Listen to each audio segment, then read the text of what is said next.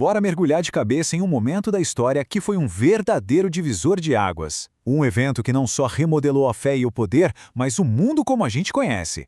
Sabe, quando a gente pensa no dia 31 de outubro, a primeira coisa que vem à cabeça de muita gente é o Halloween, né? Mas nesse mesmo dia, lá em 1517, aconteceu algo que, nossa, mudou tudo. O comecinho da Reforma Protestante. Para a gente entender essa baita revolução, nossa conversa vai ser dividida em 5 partes. A gente começa vendo o problema que acendeu o estopim, sabe? Depois, vamos conhecer a faísca que deu início a tudo, até chegar nos pilares dessa nova forma de pensar que, olha, é com até hoje. Bom, para começar, vamos tentar imaginar como era o mundo naquela época antes da reforma. Existia uma prática bem controversa que era super comum. E a coisa era tão séria que a fonte que a gente está analisando usa uma frase bem forte, até chocante. A igreja, na prática, vendia o direito de pecar. Isso era feito por um sistema chamado de indulgências.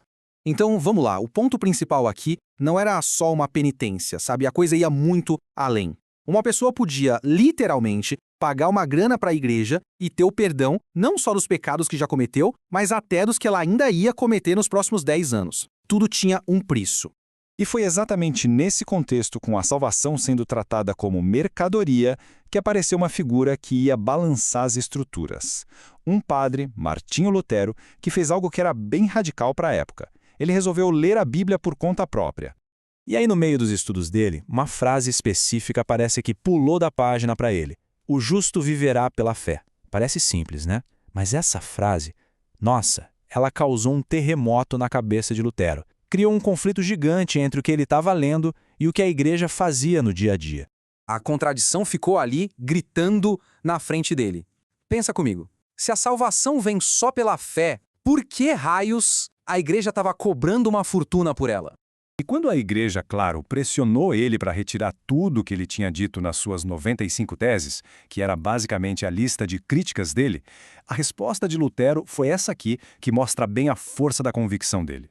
E foi desse embate todo, dessa convicção, que nasceram 5 ideias centrais. Elas ficaram conhecidas como os 5 solas e basicamente viraram os pilares de toda a reforma. São 5 frases em latim que resumem essa virada de chave gigantesca na teologia. Sola fide, sola scriptura, solus Christus, sola gratia e soli Deo gloria. Bora ver o que cada uma delas quer dizer. Primeiro, sola fide, que significa somente a fé. Essa ideia foi uma bomba. Significava que a salvação não era algo para se comprar, nem para merecer fazendo boas ações. Era um presente, recebido só pela fé. Isso, claro, ia direto no coração do sistema de venda de indulgências. Depois vem sola scriptura, ou somente a escritura.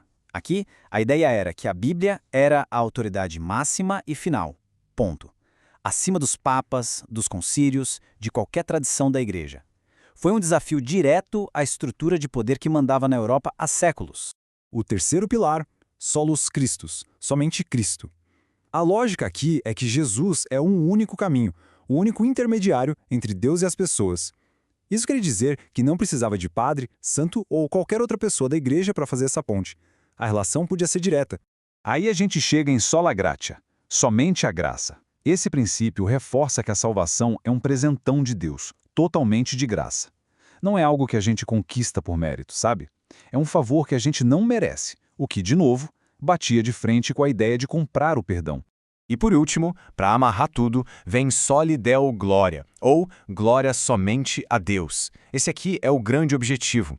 A ideia é que o propósito de tudo na vida, desde a salvação até as coisas do dia a dia, não é dar glória para a igreja ou para algum líder, mas sim e unicamente para Deus.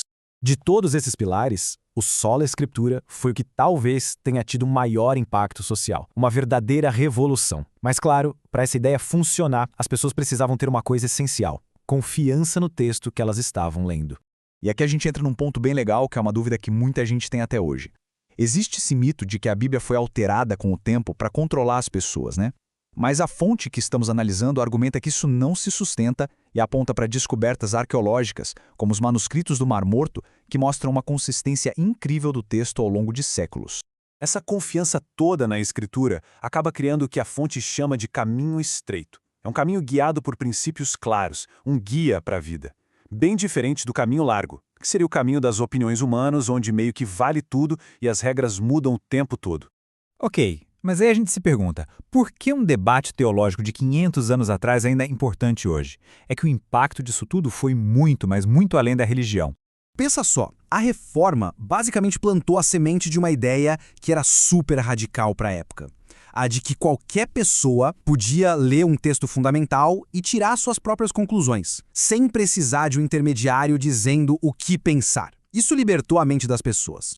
No fim de tudo, o que a fonte nos mostra é que o grande objetivo desse movimento todo, de colocar a Bíblia na mão das pessoas, era para que elas pudessem entender a mensagem central por si mesmas.